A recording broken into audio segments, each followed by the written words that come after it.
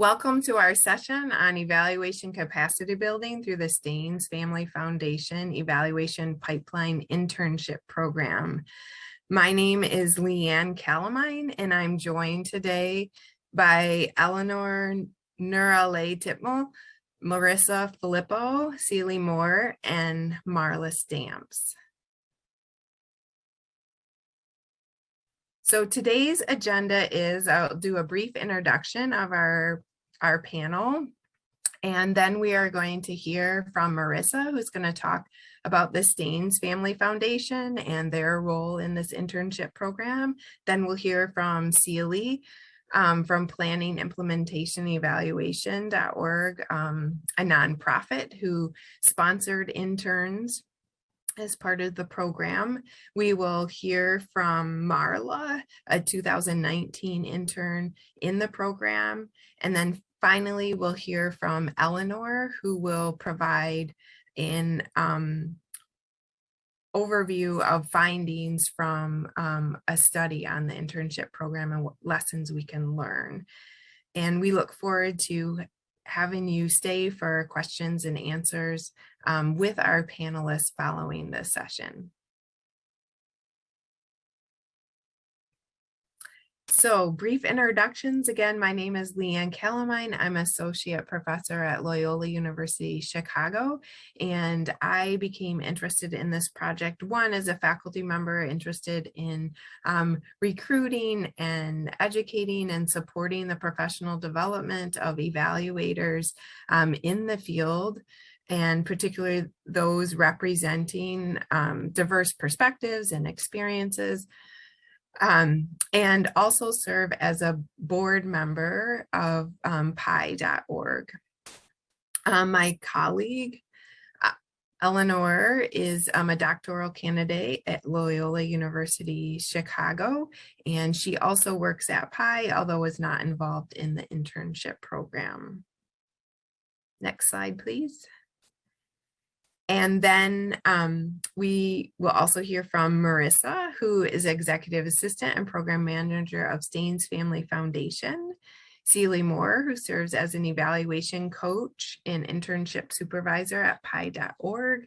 She's also currently a PhD student in educational psychology at the University of Illinois at Chicago.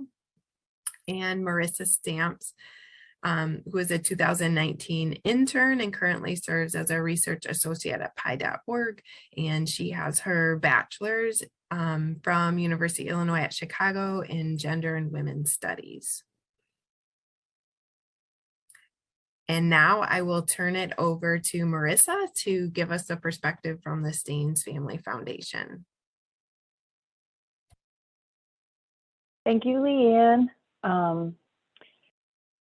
Good morning. The Steans Family Foundation is based in Chicago, and we engage in place-based philanthropy. We currently work in the communities of North Lawndale, which is a neighborhood on the west side of Chicago, North Chicago, which is a community about 30 miles north of the city. And we also focus on policy and system change that can positively affect the work that's happening on the ground in those communities. This internship program is focused on and serves youth from the North Lawndale community. So that's where we'll be, that's what we'll be focused on today with this presentation, in terms of people that we serve, where they're from. So I just want to describe the special relationship between the Steans Family Foundation and PIorg. And it really is a special relationship, like the US and the UK, like Obama and Cameron. PI acts more like a partner, more like a staff, more like staff. They work closely with our program staff, attend regular meetings with our grantees and partners, They build relationships right along with us, with those with leaders in the community. And if program changes are considered, PI's at the table to help with thoughtful and informed data-driven decision-making. We often, both PI and Steans, often think about funding from the perspective of the organization that we're serving. So it's a little different type of relationship than you might see with a traditional funder and evaluation firm. There's a very high level of engagement. The Steans Family Foundation's approach to grant making is based on these long-term relationships we have with leaders in the community and staff who are on the ground doing the work. PI understands this and approaches their work in the same way, helping to further the missions of our partners. And we're partners in programming. In 2018, Pat Ford, Steans Family Foundation Executive Director, and Tania Rempert, the Executive Director of PI at the time, conceived of a pipeline program that would expose college students from North Lawndale to the field of evaluation. It gives them meaningful, relevant experience, and then hope that it would lead to a career in evaluation. Funding was provided through the Steans Family Foundation Summer Youth Employment Program, which since 1998 has invested in numerous summer employment opportunities for youth from North Lawndale, ages 14 to 26. And the program is meant to provide youth with high quality, structured work experience in the summer, a chance to gain marketable skills and self-confidence and just and career exposure in general. And now I'm going to turn it over to Steely Moore from PI.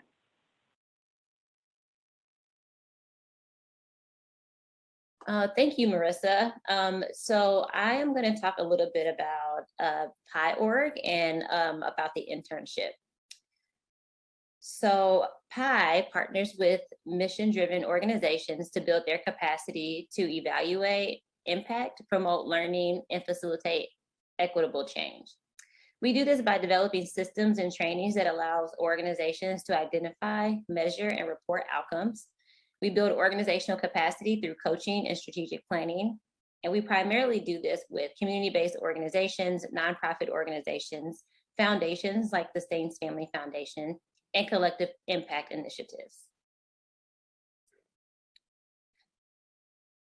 So the purpose of the Leadership Pipeline internship is to support and diversify the evaluation field.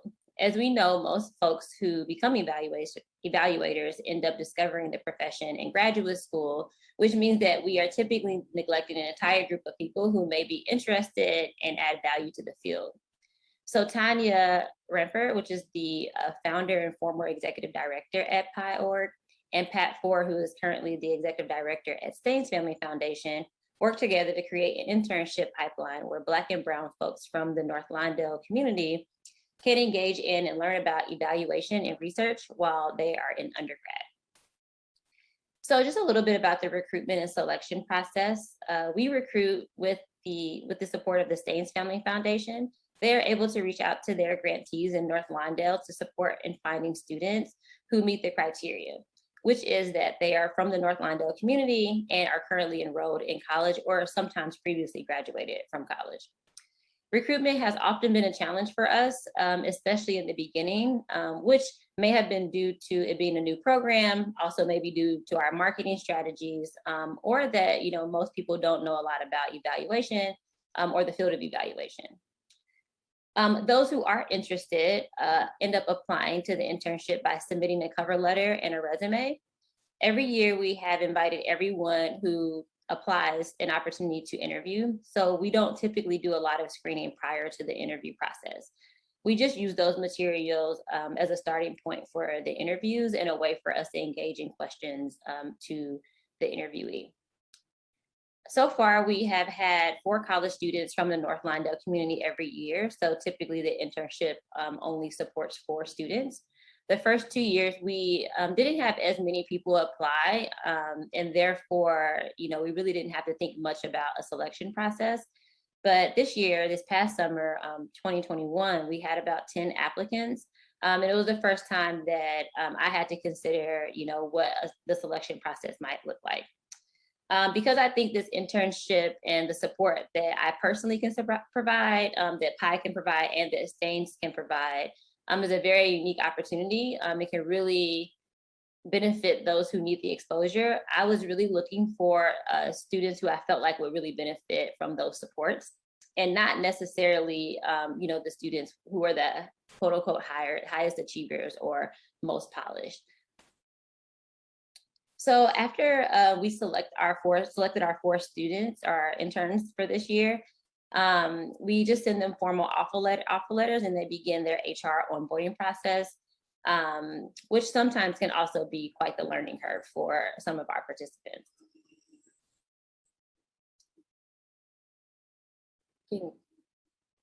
So the internship takes place over the summer, and interns are hired to work full-time for 10 weeks. Typically, we start at the beginning of June and we end about the second week of August, which also includes about a week off around the 4th of July.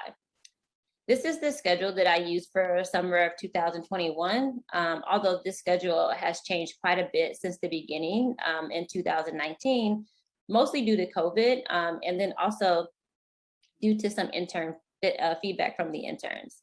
However, what has always remained the same was that we always start the week off with an evaluation professional development. In 2019, when we first began, this was a full day professional development where they would come downtown into the office. They would meet with Tania, who would run the professional development, and then they would have lunch, and then sometimes meet with an evaluator to do like a lunch and learn or a conversation. Last year, we kind of shifted to half days because of COVID. And even that was still a little bit too much time on Zoom at one time. And so this year, this past summer, I switched it to about 1.5 to 2 hours for each professional development.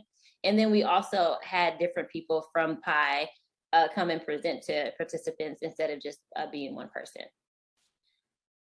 Typically Tuesdays and Fridays are pretty similar this past summer, which were work days for the interns where they could collaborate with one another to get their work done. And then I would be just available for check-ins as needed. So if they had questions or needed anything, I would be there to support them through that.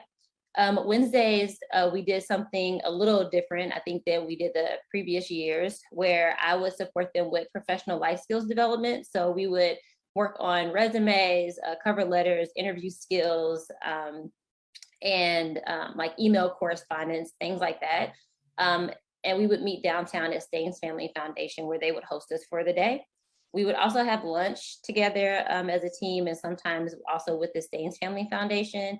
And then the second part of the day, they would, just continue to work on whatever projects that they're doing. Thursdays were a day that they met every week with their host site, and they would sometimes present or have conversations with the host site about whatever needs they may end up having in order to, do the literature review or create the interview protocol, et cetera. So you can go to the next slide. So site placements have been a little bit different every year as well. We have always used host sites that are in the North Lawndale community or community-based organizations in North Lawndale. And then of course, we look for organizations that really could use and benefit from the support of the interns, and then also from PI. Initially, each intern was assigned a different site. So there was one intern per site, and so there were 4 sites. In the following years, after getting some feedback from interns about their host sites and the lack of support, we really wanted to make sure that the interns were going to be at a site that was really supportive and had the time and energy to really devote to helping them. And then we also thought it would be beneficial for the interns to have, another intern there in order to, get additional support. This past year, we actually only utilized one site, and so all 4 interns supported on an evaluation for that site. And so we'll see, we'll find out, if that was an effective, method as well. So these are the topics that we have addressed every year, the internship, in some shape or form. Depending on the needs of the organization and the way that we kind of go about the evaluation plan, we may spend more time on specific topics. For example, this year we spent more time on qualitative methods because we only use interviews, and that was a direct need of the organization that we supported. So therefore, we also spend a lot more time with data analysis for interviews instead of for surveys. So, however, last year, our interns primarily worked on surveys and did some attendance tracking and things like that. So there was a little bit of a higher focus on quantitative methods and analysis. And so, but either way, we still make sure that they get a little bit from every topic and kind of have a little bit of a base knowledge for everything. Every year, our deliverables have been some form of an evaluation report and a presentation for the host site and for Steans Family Foundation. And this is really just dependent upon the intern, the way in which they're comfortable presenting. Sometimes it's a video, sometimes it's a PowerPoint, but it's always been an evaluation report. I do think that sometimes the interns feel like an evaluation report is quite a deliverable, especially for 10 weeks. And so we are, we work with the organization, we work with the interns to make adjustments to make sure that it meets the needs of both the intern and the host site and make sure that they're getting all of the things that they need. So that is it from me, and I'm going to pass it to Marla, and Marla is going to talk a little bit about her experience in the internship program. Thanks, Celie. So my name is Marla. I was a part of the 2019 internship cohort. And so to talk a little bit about my background, I was raised in the North Lawndale community into my adult years. However, my experience in Lawndale is not what many would sort of assume. So Lawndale is a community that houses low-income marginalized families of color. And also the community is sort of known for the violence that does occur. However, living in the community for me was not reflective of my childhood growing up, nor my success or accomplishments thereafter.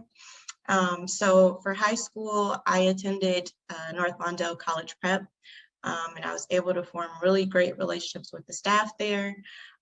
And so in college, during my undergrad at University of Illinois, Chicago, I had the opportunity to apply for this internship through Mr. Horan, who is the former president of North Lawndale College Prep.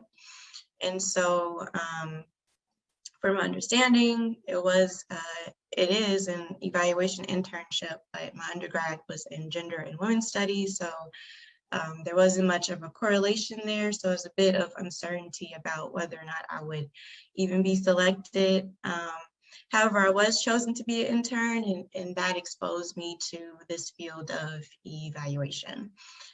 So Celie has already talked about or covered sort of the structure of the internship and some of the evaluation topics that were discussed. And so for my cohort, there were individualized projects based on the site placement for that first year. So my placement site was the Young Men's Educational Network, known as YMEN. And my project was sort of focused on program evaluation of YMEN's Dirty Be King, Dirty Be Queen. And so I really concentrated on how the contributions of the Steans Family Foundation to YMEN impacted the youth living within the North Lawndale community. And so through qualitative research, which involved developing a logic model, creating interview protocols, a literature review, and as well as interviewing key participants, I was able to find that there were significant increases in the impact of YMEN's key outcomes. or desirable key outcomes. And so kids were performing better in school. They were becoming more involved in extracurricular activities, and they had shown sort of a significantly improved behavior. And so I chose to present all of this information in a video format as the internship came to an end. So I really learned a lot, and there was a lot to really take away from the internship, especially coming into it with no prior experience or knowledge about evaluation. So I could say that the largest takeaway would be just learning about the field itself, or I could choose to talk about the evaluation tools as being a huge takeaway. But genuinely for me, the largest takeaway was the relationships, especially with everyone who were involved in the process of building out what the internship is. And so the support and the guidance that was there throughout the whole process was definitely unmatched. If I had a question just randomly and it's approaching almost midnight or 1 a.m, I could send an email to Tania, and she would just respond back to me immediately. So the support that you receive is really amazing. And now being able to work for PI full time, the same support is still there after. So with that, I will pass it to Eleanor. Thank you, Marla. At this time, I will present on the internship study, highlighting our guiding questions, the study design, and what we have currently found from the data we have collected. So people and communities of color are often misunderstood and excluded in organizational work intended to support them due to systems of power that dictate and perpetuate marginalizing social norms. And so culturally responsive evaluation, assessment, and measurement are tools that can really shift this reality by deconstructing the powers that be, encouraging practices and programs that assure accurate and just representation of marginalized groups. One strategy toward this end is that members or stakeholders of the communities being served through evaluation work are represented on the evaluation staff. This has proved to be difficult for some communities, particularly because members of the communities are not prepared through education or training to serve on evaluation teams. Therefore, it really behooves the evaluation community and organizations, particularly like the Steans Family Foundation and Planning Implementation Evaluation, or to invest in pipeline programs that really engage with people who come from vulnerable communities and have the aptitude and interest to do evaluation work. So I really want to share this quote that I find really relevant to this internship program. And so, in the words of Eileen Reed and colleagues, the fiercest advocates for change are often program managers, policy makers, community members, and evaluators, whom themselves come from minoritized communities that they serve. From what we've heard from Marissa, Celie, and Marla earlier, this pipeline internship program really is an innovative model for engaging college students from the North Lawndale community to receive rigorous and hands-on evaluation education and training through mentorship and direct opportunities to really engage with existing nonprofits in the community that are already really doing impactful work. So here we have guiding questions that I've used to evaluate the program in the current study. So questions include: what are identified program successes? What challenges exist and how can they be addressed and improved? What implications do evaluation findings have on program development? And what implications do findings have on evaluation as a field? So as far as the study design, for participants, we really, for the study, we focused on cohort 1 and 2 interns. These are 2019 and 2020 interns. And we really wanted to focus on the intern experience. As far as methodology, we use mixed methods, so a combination of survey assessments and individual and group interviews. For data collection and analysis, as far as quantitative data, we have data from the Caring Adult Assessment, which I'll talk about later, the Hireability Requirement Survey, AEA Evaluator Competency Pre-Post Assessment, and these was just analyzed based on frequency, and so really just averages across different items in the different assessments. And then qualitative, we have exit interviews that were done on the last day of the internship, and then post-internship interviews that took place 3 to 6 months after the internship ended.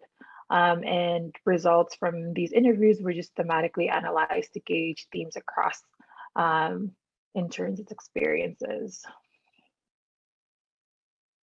So presenting on qualitative findings, these are the themes that came up across interviews and exit and group interviews that were done with the interns for cohort 1 and cohort 2. So we have theme 1, and that is that the internship was challenging. Interns really had to dig deep for that. Another theme is that regards relationship building and networking.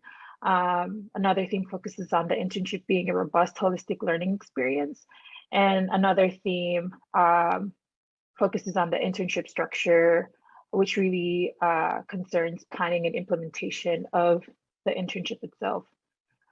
So for the first half of this, I will talk about the intern experience, and then I will go to the programming and development part. And so the first theme in the intern experience is the challenge and the dig deep. And so interns completed the internship with struggle.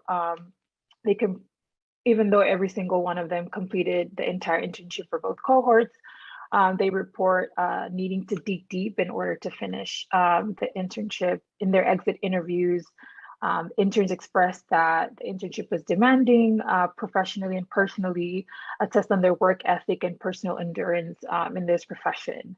So time constraints to wrap up the evaluation work on top of preparing for the presentation of findings was stressful and sometimes emotionally exhausting, especially during the last 2 weeks of the internship.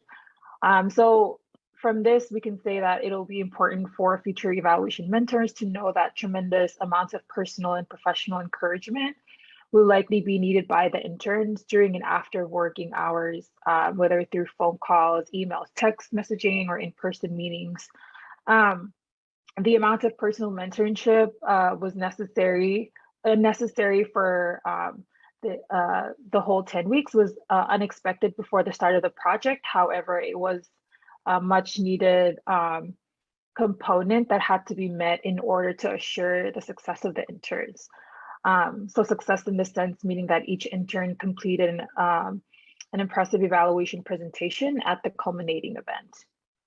Another thing too is that working on evaluation, especially for cohort 2, in a virtual format is really challenging. So all of the interns had little to no exposure to research and evaluation prior to starting the internship, and learning evaluation was intellectually challenging enough. It pushed them to learn new skills, get creative, and work outside of their comfort zone. However, through hours of Zoom sessions almost every day was 10 times doing that through hours of Zoom sessions daily was 10 times harder.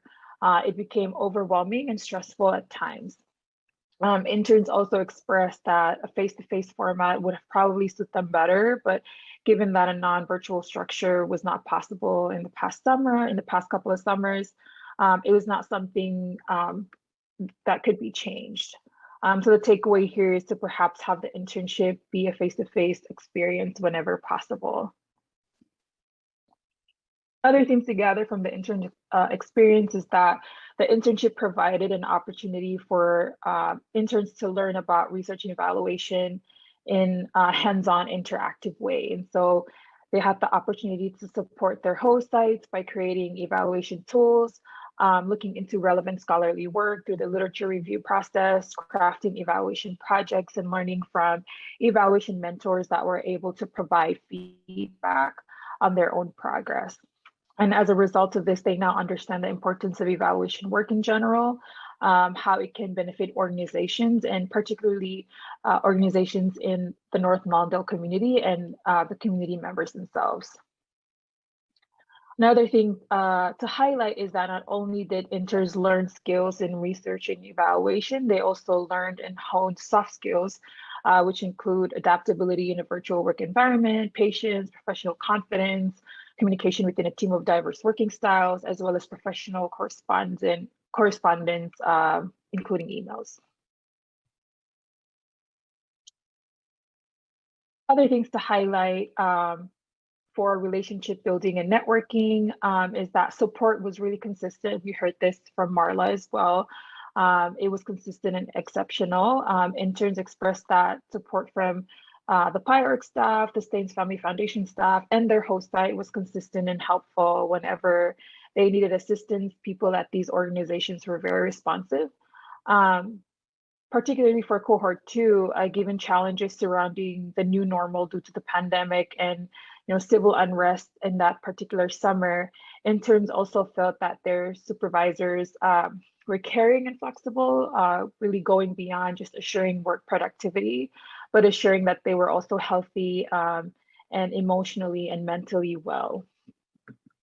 On the flip side of that, interns were also expressive in that there was a lot of support, perhaps too much sometimes, professionally. As mentioned earlier, interns realized that support from supervisors and mentors was really consistent and readily available, and they needed that. However, for some interns, support sometimes felt like hovering or hand-holding that did not really allow them the space to learn through trial and error. Interns understand that extra support always comes from a place of well-meaning concern. However, too much of it can be communicated as mistrust or doubt in the interns' potential or capabilities. So balancing the fine line of providing constant support and leaving room for interns to grow and learn through trial and error may be contingent on timeliness of work and deadline concerns. However, it is equally crucial for the interns' confidence building and belief in themselves to get the work done and to really do it well. And final point to highlight as far as relationship building and networking is concerned is that the opportunity to network and build relationships with professionals, even through virtual calls, was important and really high valued. The networking aspect that interns gained allowed them to explore potential careers in areas in nonprofit that they may venture into. For some, networking and career exploration aspects solidified that perhaps evaluation may not be for them. And this realization is an important one as they continue to learn and develop as young professionals. For the second half, we're going to focus on the program development feedback, particularly the internship structure, planning, and implementation. And so to start, one thing to highlight is that the focus on qualitative inquiry was really purposeful and necessary. As Celia mentioned earlier, as far as methodology was concerned, interns really focused on learning and implementing qualitative methods. The evaluation plans and work produced during the internship was strictly qualitative. And so it was unrealistic and impossible to require the interns to produce quantitative data work given the 10-week time period. And so if any type of quantitative analysis were to be required in the evaluation work, the internship would have to be a year-long program, perhaps, because the interns lacked relevant numeracy and statistical quantitative data collection knowledge and skills prior to joining the program. 1 year would probably suffice mentors to educate and train the interns in the cohort to apply these skills of numeracy and statistics in their analysis on top of implementing the evaluation as expected during the duration of the internship. Another thing to highlight is that site assignment is really important. Per the feedback provided by the interns, some community organizations that served as host sites were not supportive of the data collection process. And so moving forward, host sites must really be invested in the questions being asked by the evaluation work and the findings.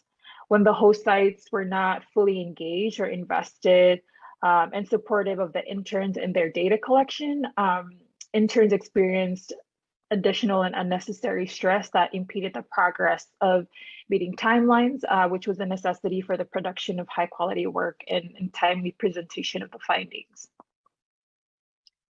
Another thing to consider is that scheduling can get messy and really stressful, especially in a virtual format. This was, apparent in cohort 2's experience. For some of the interns, the packed schedule took some time to really get used to. At times, meetings would overlap, and because every correspondence and communication were virtual, schedule misunderstandings took place. And so interns expressed that it's important for supervisors and professionals involved to know that an internship like this is new to some, and handling back-to-back meetings may be a bigger challenge than expected. In particular, back-to-back virtual meetings are hard on individual attention spans and consistent management, which I'm sure a lot of us can relate to and understand. Another thing to highlight is that goal setting for small tasks broken up throughout the week can make check-ins more organized and meaningful. Interns expressed how they appreciated not being micromanaged. Supervisor check-ins were helpful too. However, they felt that check-ins sometimes felt redundant and arbitrary. For example, like there was no task-oriented content involved, but rather simply checking in to see how they are feeling. These interns felt that in terms of progression towards their final project, goal setting towards these various check-ins throughout the week would help them stay accountable in their weekly tasks, would make the meetings more straightforward and productive. And lastly, debrief sessions about meetings with professionals in the field was not enough. This was another thing that was highlighted by the interns. Towards the end of the internship, interns were given the chance to meet and network with various professionals in the evaluation field. During these sessions, interns heard professionals speak about the evaluation projects they're invested in currently and that they've done in the past. And so to the interns, these sessions were helpful in terms of learning about the field. However, it would have been more helpful if the interns had the opportunity to debrief with supervisors after the session took place to ask their opinions about what other professionals said and what they can take away from. The debriefing did not really take place until the very end of the internship. And so because these sessions with other professionals took place towards the end of the 10 weeks, they seemed a little bit rushed. As a result, interns were not given, adequate and proper time to really reflect and discuss what they learned. And they suggest that spreading these sessions throughout the 10 weeks instead of just a small amount of time within a week would be better. So that's it for qualitative findings. And now I would like to transition to the quantitative findings, talking about the AEA Evaluator Competency Pre-Post Assessment, the Hireability Survey, and the Caring Adult Assessment. So as some of us may already know, the AEA Evaluator Competencies are a common language and a set of criteria that really clarify and define what it means to be professional in the evaluation field. They were developed by the American Evaluation Association and serve as a roadmap for evaluator education and training by really encouraging critical self-reflection about an evaluator's strengths and limitations. These competencies identify ways to improve one's practice in the field, and they reflect the diverse services that evaluators are called to in different contexts. And so there are 5 domains in the pre-post assessment if you have not seen it before. They include professional practice, which focuses on what makes evaluators as distinct practicing professionals. Methodology, which focuses on technical aspects of evidence-based systemic inquiry for valued purposes. There's context, which centers on understanding the unique circumstances and multiple perspectives and changing settings of evaluators and their users or stakeholders. These can include, but is not limited to site, location, and environment, participants, stakeholders, organization and structure, culture, history, values, beliefs, power, politics, etc. Next, there's planning and management, which focuses on determining and monitoring workplace timelines, resources, and other components needed to complete and deliver an evaluation. And finally, there's the interpersonal domain, which focuses on human relations and social interactions that really ground evaluator effectiveness for professional practice throughout the evaluation. And these can include, but is not limited to, cultural competence, communication, facilitation, and conflict resolution. And each of these 5 domains has at least 5 sub areas or subdomains that reflect different yet relevant evaluation practices. So here is a summary of the results from the pre-post assessment that cohort 1 and cohort 2 completed before and after the internship. So for the purpose of the internship, interns completed the pre-post assessment at the start and end of their 10 weeks. They were asked to rate themselves against the following criteria: not applicable, not yet, incompetent, across each of the subdomains. And so when I analyzed these, not applicable was rated as scored as 0, not yet was scored as 1, and then competent was scored as 2. This means that the highest rating that a participant could get was a 2. Results indicate that between the start and end of the internship, interns increased their self-rating across all domains. On average, the pre-assessment rate for all interns across all domains was 1.5, and the average post-assessment rate was 1.9. The average rate of change here for all interns across all domains is about 41%. What these numbers indicate is that all interns developed in all competency areas, some greater than others. This stair-like graphic that you see here shows the order from greatest to least, the domains that had the highest change from pre to post.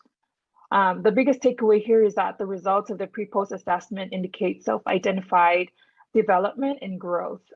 Interns were able to really critically reflect and look inward and assess areas they grew most and least in. Not only is this a critical skill in being an evaluator, but just being a professional in general. Here are the results for the Caring Adult Assessment. And so this post-internship assessment was adapted by PIorg and used to assess the extent to which interns felt supported and cared for professionally and personally. It is a hope at Steans and Pi that when interns come through and participated in this internship, that they receive holistic support and feel included as much as possible through professional and personal mentorship. And so results of these assessments encourage reflective conversation between the internship supervisor and interns, as well as provide Steans and PIorg the critical feedback they need to improve and support in relationship building areas, which are central to the internship and the organization's ethos.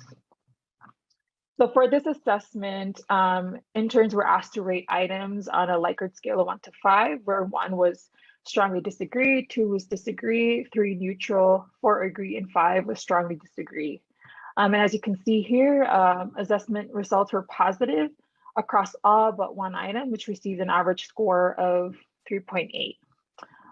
This is not as high as a 5, but it's just generally on the average scale, even though it's 3.8. These results show that interns felt supported professionally and personally by their supervisor, as well as other individuals involved in the internship, which can include staff from Steans and Pi, as well as guests during PD days and those professional speaker sessions. And finally, we have the hireability requirement survey. And so at the end of the internship supervisor completed a hireability requirement survey that encompasses 5 hireability domains. As you can see here, they include professional attitude, teamwork ethic, problem solving, time management, and employer satisfaction. The internship supervisor completes this assessment for each intern based on daily observations of the intern's performance throughout the internship. And so this assessment is not meant to be punitive or HR related, but really is intended to be encouraging and a reflective tool where areas of strength and improvement can be assessed and discussed by the supervisor at the end of the internship. This is part of the professional development process and mentorship that the interns receive. So these are the average results of the hireability requirement survey. And so for this assessment, interns were asked to rate items on a scale of 0 to 5, where 0 was not observed, was a score for not observed. 1 was strongly disagree, 2 was disagree, 3 was neutral, 4 was agree, and 5 was strongly agree.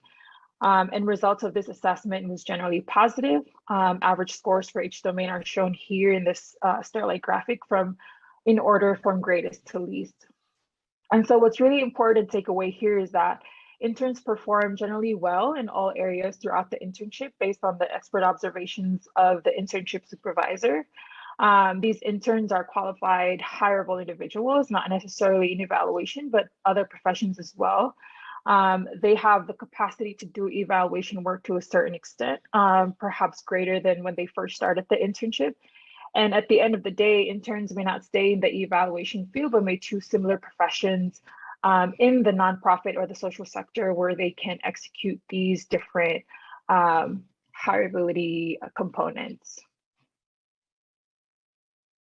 And so wrapping up, the findings and sort of the presentation, we have here sort of just lessons learned and implications of findings on program development and evaluation as a field.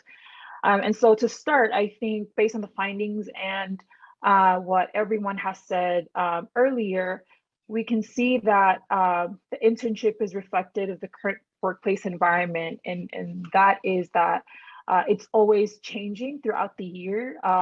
First, it was not virtual, and then it was virtual for the other years. And so the workplace environment is always changing. And I think interns have expressed that they go with that change, and then they're learning throughout the change. And so another thing too is that intern feedback is really important and critical for the development in the internship. So far, the internship has gone through different cohort years, and we've analyzed data from 2 cohort years.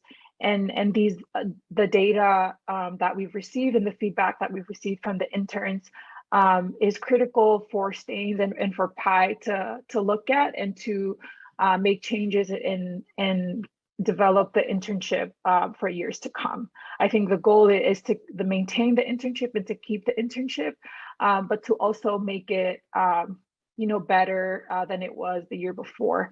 Maintain things that really worked well and work hard to improve, identify areas of improvement.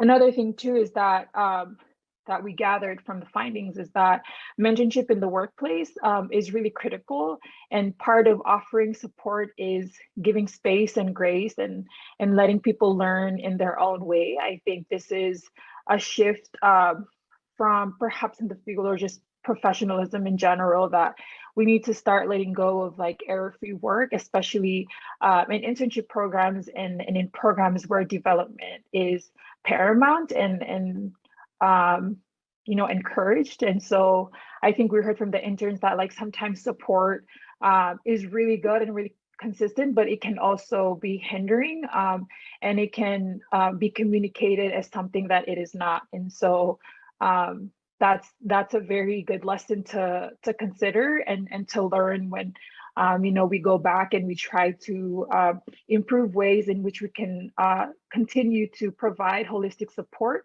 but also not impact the way interns are learning and progressing toward their projects and their goals throughout the internship.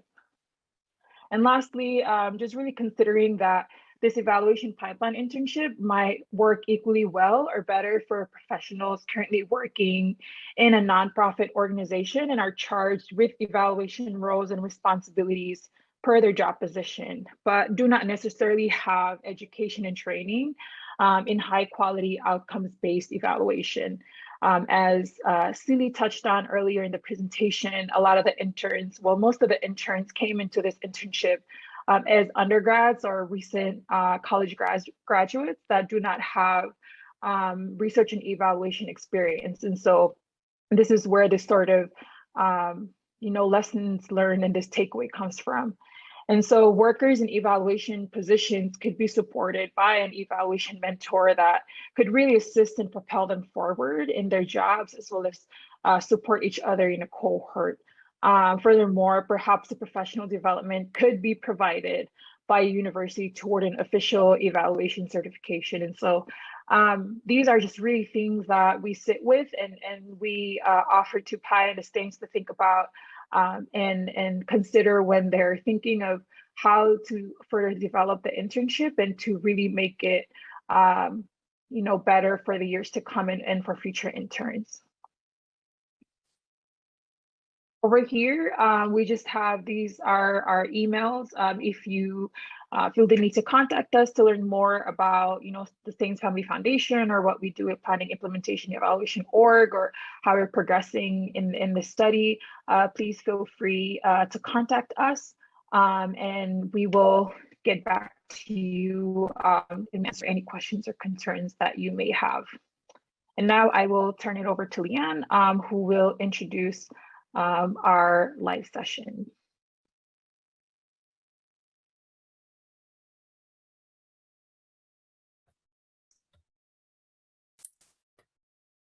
Hi, everyone. Thanks so much for hanging in with us. And a special thank you to Eleanor and Marla and Celie and Marissa for providing an overview of the internship program. We wanted to do just some live Q&A too. So if you have questions for panelists or across the panel, feel free to stick them in the chat.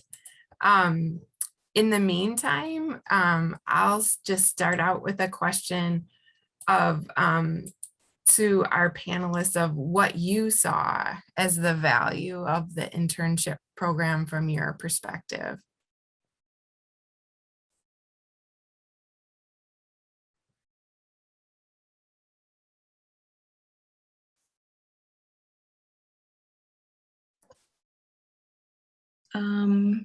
I would say the value of the internship. I think for most of the interns coming in, whether they were interested in evaluation or not, what they were able to take away from the professional development days are applicable to whatever career path or choice that they were either going to go into after college. And Celie sort of for their past or the recent cohort had offered them professional development days in which people would come in and speak from different professions that the interns were interested in. So I just think that overall a really key value is just being able to take away more skill sets that they can apply elsewhere and not only just within the evaluation field. Thanks, Marla. First. Okay, go ahead, Marissa. I saw you come off mute, Celie. So I think for the Steans Family Foundation, it's the career exposure that Marla talked about for college students, introducing them to what sometimes is a new field for students, for undergraduates. Evaluation, like Eleanor said in the presentation, is not something that people often choose at the beginning of their college journey. So it's good exposure that way, of course. For us also, it can, the connections that interns make can lead to full-time employment, like Marla with PI. That's like, that was a big win. That's a big value proposition, I think. And then also just the exercise of of evaluation of the program overall that Eleanor shared the results of today. That's been a really valuable piece of this whole, I think, this whole endeavor for the Steans Family Foundation, learning what works, what doesn't work in a program like this, and really to create a really meaningful experience for the college student. That's very important. So it's not just summer work, it's not just a paycheck, but it's an experience that will stick with the student as he or she travels through their career journey. Celie, what were you going to say? I echo a lot of what you and Marla said. I think it's an amazing opportunity for professional learning for the interns, but also for me, as a person who is leading the internship. I think it's a great opportunity for me to, supervise folks, also understanding that every summer we have different interns, and therefore, I am adjusting as well to the type of interns that we have for that summer, and not kind of, utilizing a one size fit all. So while I do think it's a great opportunity for them, I think it's a great opportunity for myself and for PI. And, as I said this year too, during the professional developments, I had, various folks from PI come in support in professional development. So I think, that's also another, way that it supports other, employees at PI and kind of honing in on their evaluation skills and presenting them and answering questions and mentoring. And so I think that certainly is something, for me. And I definitely think, like Marissa said, building networks. So I did have a lot of folks come in this year that I think that the interns, or I hope that the interns will continue to reach out to. All of them were Chicago based. Some of them they were able to meet in person. All of them they were able to get their emails and continue to and phone numbers and continue to reach out to. So I think as they kind of move on, and just really truly decide what they want to do with their lives, they have a lot of options for mentors and folks. And I was also pretty intentional in bringing in Black and brown folks as well, because I also understand that, well, all of our interns this summer were, identified as Black or African American. And so I just wanted them to also see that, there are a lot of us doing a lot of different things in a lot of different fields, in a lot of different ways, and really just supporting them and understanding that, even if you don't want a career in evaluation, there's a lot of transferable skills that you're learning throughout this program that you can utilize if you want to go into nonprofit, into law, into education, et cetera, because data, literature, all those things are going to be present in all of those fields. And then I think it's a great opportunity for them to practice being a professional. I think that, we give, obviously, support them and, giving a lot of leadway and kind of teaching and guiding them, which is one of my favorite, parts of it. And I think that at least this summer, they were very honest, I need support with this, or, I don't know what to wear to this, or what do I do, and I think it gives them a safe space to kind of practice those skills and kind of think about who they want to be in a professional setting. Because I think we all have our, personalities, in professional settings that aren't always, the normative one. I'm definitely not one of those people. So yeah, kind of just giving them that space.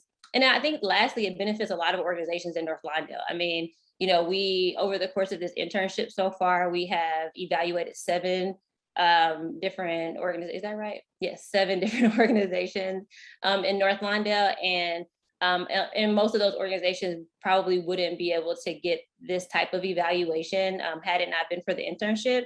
And something that I continue to do with those organizations, we recognize it's only 10 weeks. And so that evaluation plan or report is not always super complete, but I work with them the entire next year to fill in the gaps, or any gaps if there are any from the internship. And that is a huge benefit, I think, to organizations. So that was kind of long, but I think those are all the benefits that I could think of. Thank you, Celie. Hi, Lori. Hi. Welcome. Hi, thank you. I thought this was really, really interesting. Thank you so much for your presentation. And if you spoke to this, I apologize. But my question was, to what extent did you, or how did you see the experience of the internship influencing the participants' next steps in terms of their education and career? And I appreciate that you guys were open to it. They don't necessarily have to go into a program and all become evaluators, that the skills are very applicable to many areas. But how did you see it influence their next steps?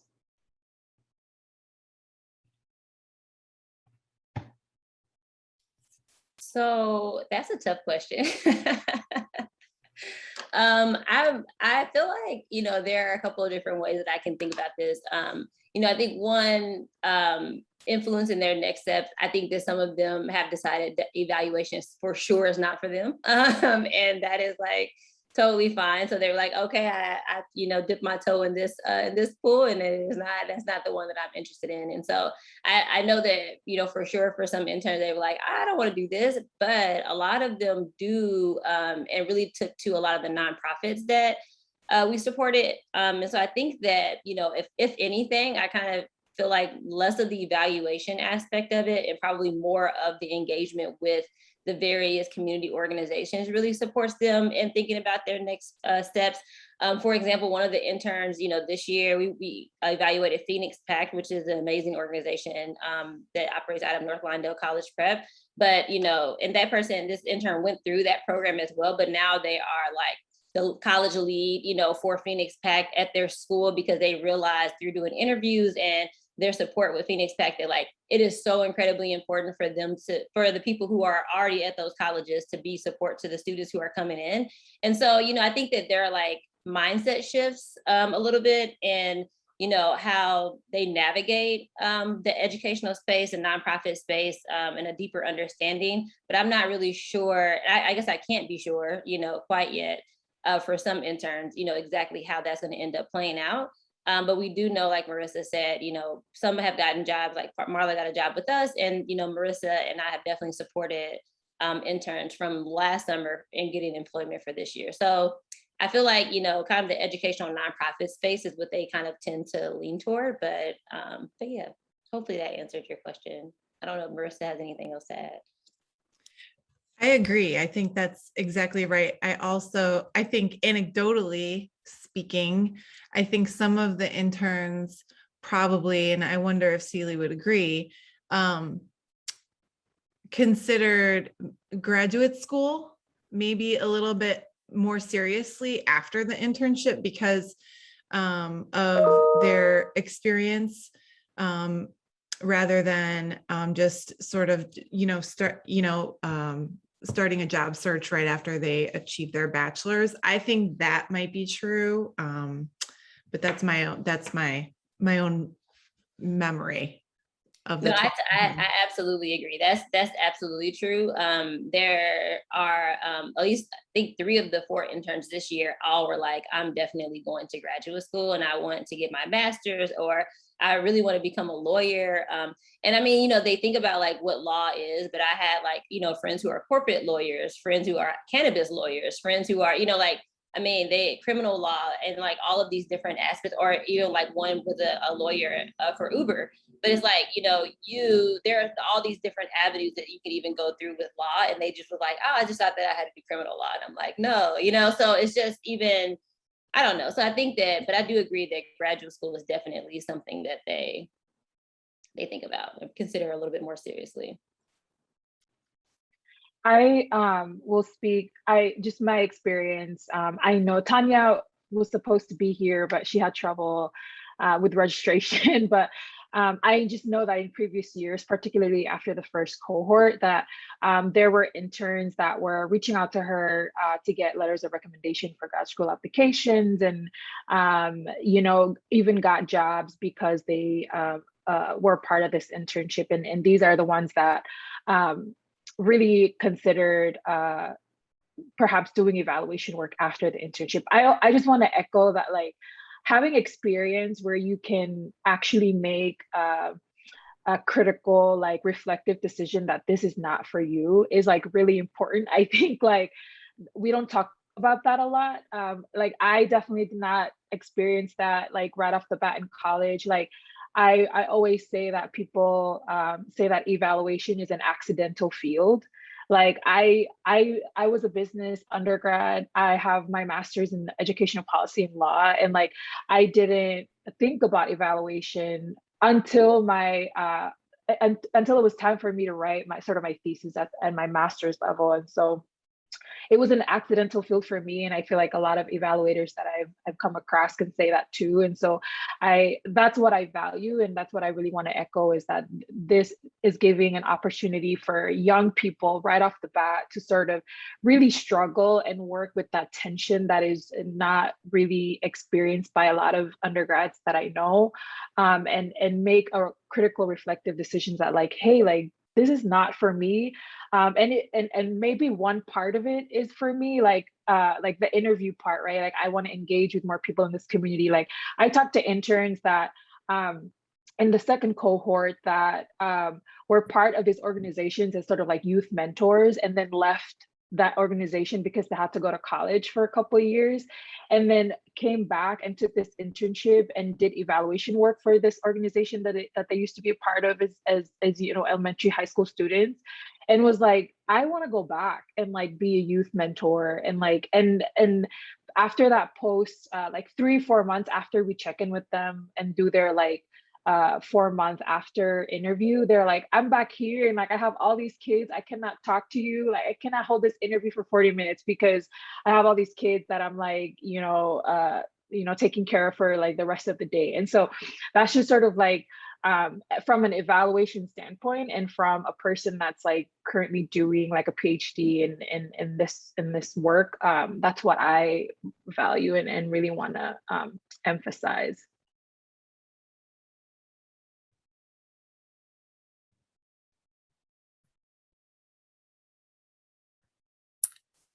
Thanks, Lori. Are there others that have questions?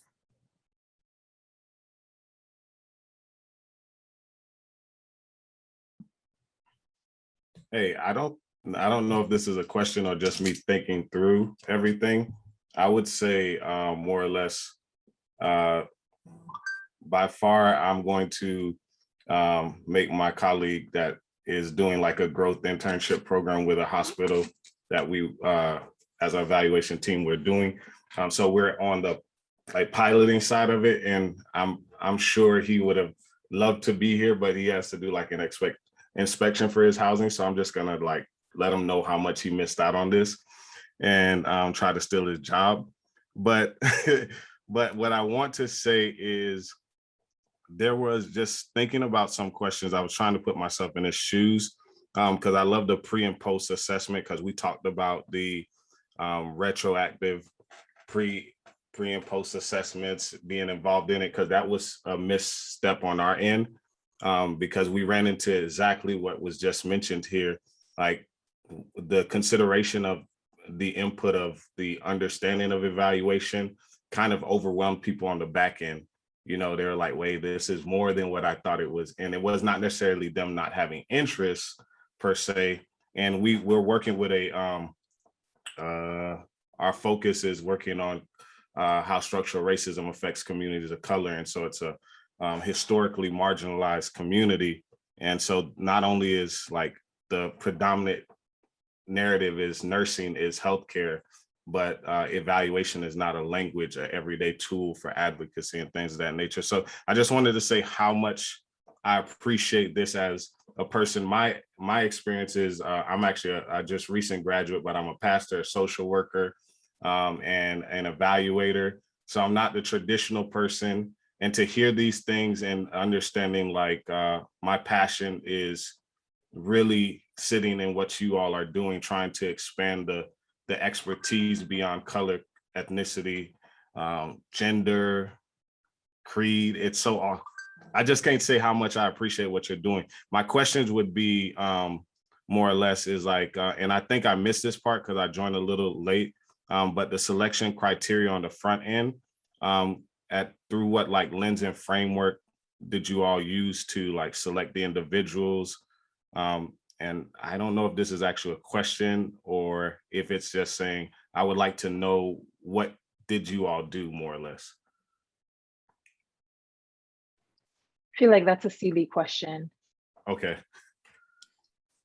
So we talked a little bit about selection criteria, and we can definitely, if I'm not answering it, like if you want to know more, just like let me know. But so I talked a little bit about how, the first 2 years of the internship. So 2019, I wasn't the internship supervisor, so I can't really speak to like, that. And really 2020, I wasn't either, but we did it together. So it was like half and half. But this past summer, I was the internship supervisor. So I'm just going to speak to that because that's what I know. But we had 10 applicants, and I just feel like, and I think that this selection criteria may be different it could be different every year, depending upon the people who apply to the internship.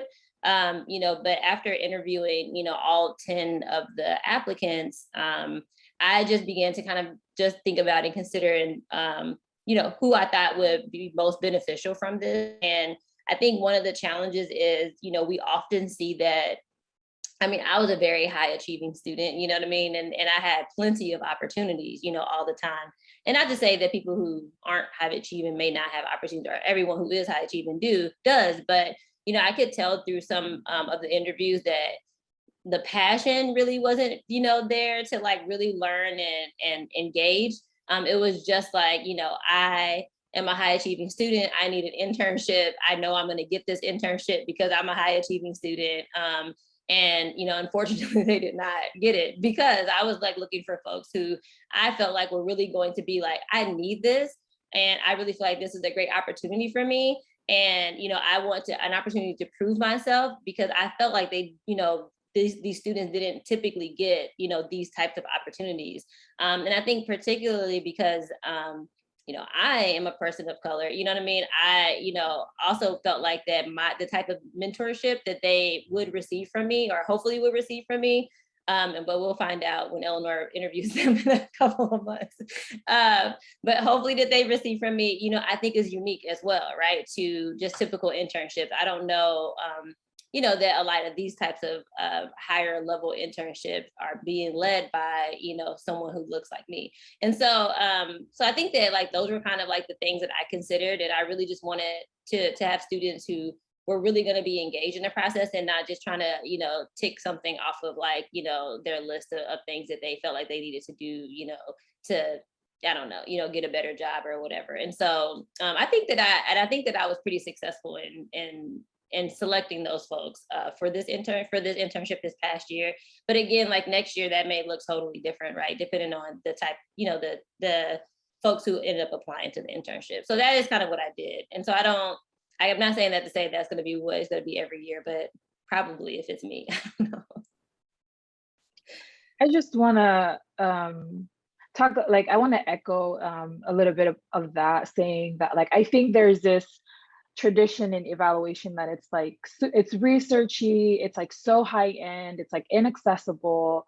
And I think what we're seeing here, and I think we saw it in one of the qualitative findings, is that I think if we are going to be in the business, and Celia and I talk about this a lot, is like, if we are going to be in the business of actually developing young people for this profession, then I think there needs to be this shift of like, we need to let people like make mistakes and like grow and like give them grace to learn.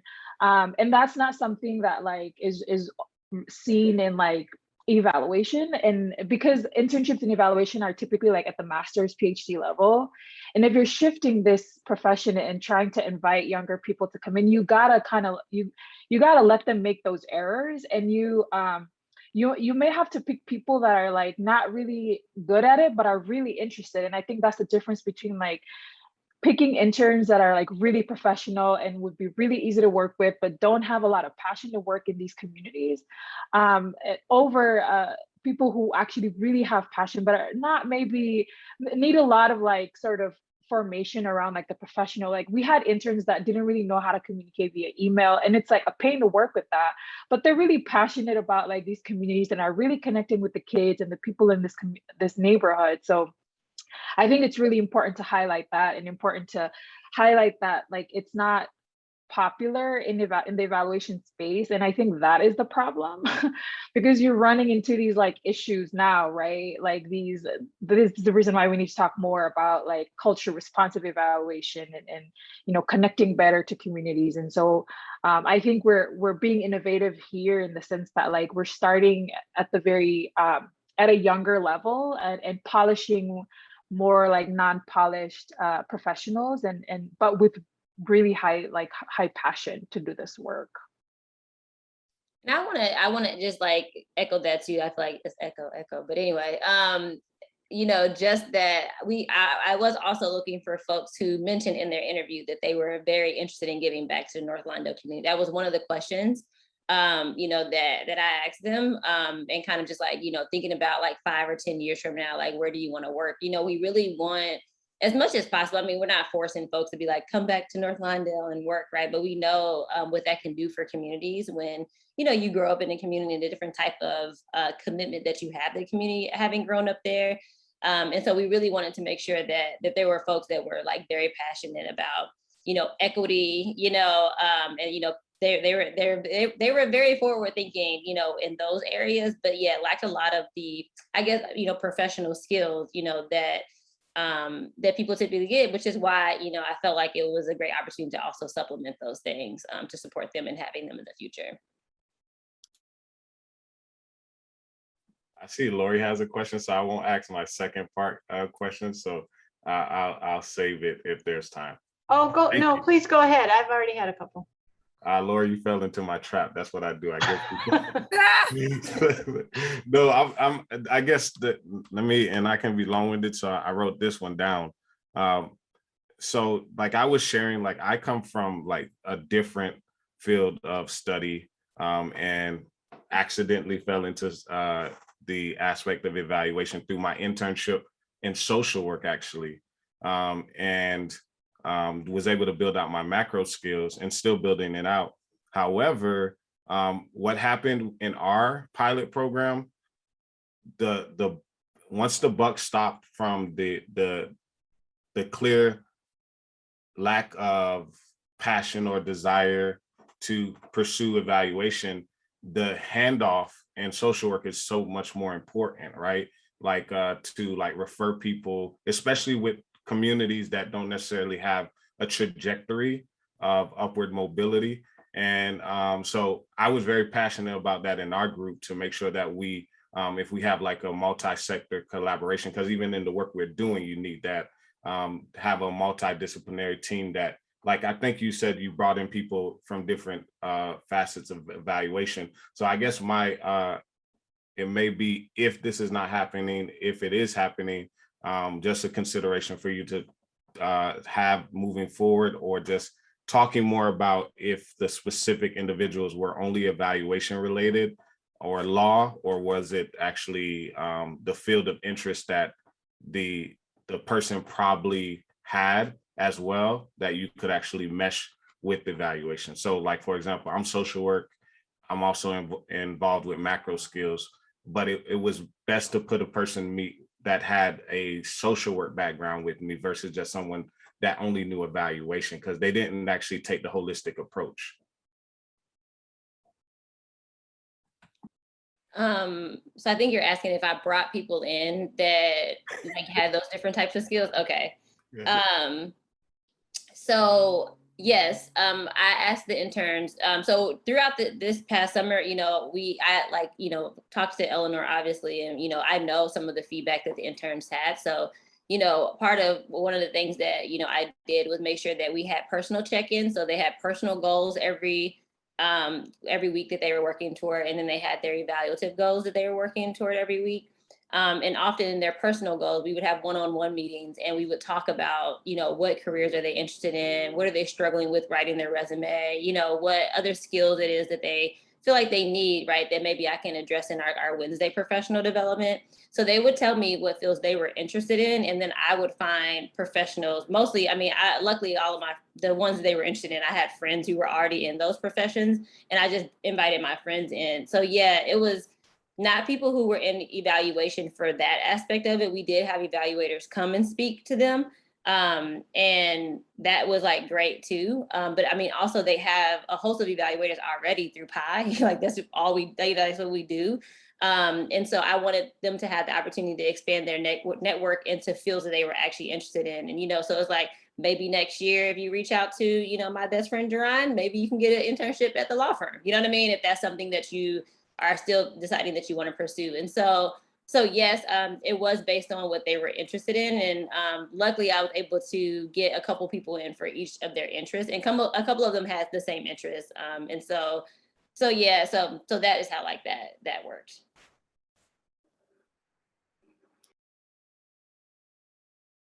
And then I'll just address your question really quick, but I'm reading. Yeah, so one of the things I think that supports in, you know, kind of allowing the interns to make mistakes, but then also making sure that we're delivering quality goods to the client. One, that has a lot to do with how we are beginning to select our host sites, because we don't want host sites that are going to be like jerks, you know what I mean? And be like that's not good enough. It's like, okay, chill, like these are undergrads, like they're learning, you know what I mean? But I think another piece of that is, you know, me continuing on the evaluation after the internship. So it's like, you kind of get what you get, you know, from the interns. I'm supporting them. They're meeting with you. You're giving them a lot of information. And in all cases, interns have always produced something really great to give to them, but it would be lacking certain things, right? Like, I mean, we can't do, you know, interviews and like intense surveys, like over a 10-week period, and do a literature review and do, you know what I mean? A logic model, like it's just a lot. And so I continue on that evaluation. So for example, like this past summer, you know, they did interviews with previous, you know, participants of a program, and current participants of a program. So we got a lot of data back about like, how can we improve and how can we support and things like that. And so now I'm working with organizations to build quality surveys so that they can get those things out to a broader audience of people, but we're utilizing the feedback that we already received from the interviews that we did this summer. So yeah, I think that's one of the ways. It's kind of just managing their expectations in the beginning and being like, this is not, you're not going to end up with a, you know, high quality, you know, evaluation report. I want them to do all the things like on their own, and I'm just here to support them. But then, you know, as the year goes on, and I will continue to support you, and then you will end with a high quality evaluation report. So, I mean, I'm not saying that none of our host sites have been jerks. I was just saying, at least I don't think so. Versus like, who was it? I was just, it was no one.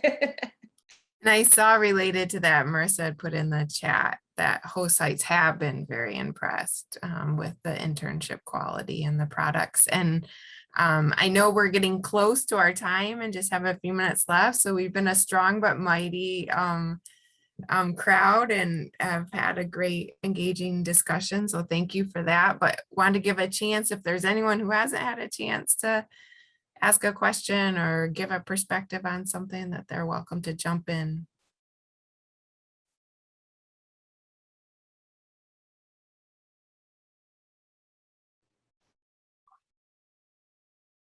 If nobody is going to ask or say anything, I just want to say thank you all for being here.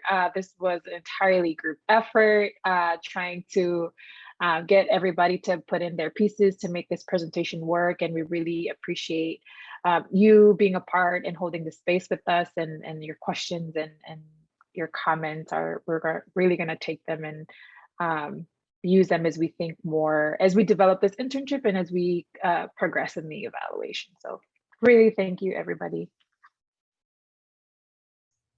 Thank you so much. Yes, thank you so much, everyone, and hope you had a lovely CREA, because I think this is the end of the last session. Yeah, and I will just echo Eleanor's thanks, and a special thanks to Eleanor, because really she was key to organizing all of this behind the scenes. So, and thank you to Marla and Celie and Marissa for being here to interview. All right, thank you, you all. Lovely to meet you.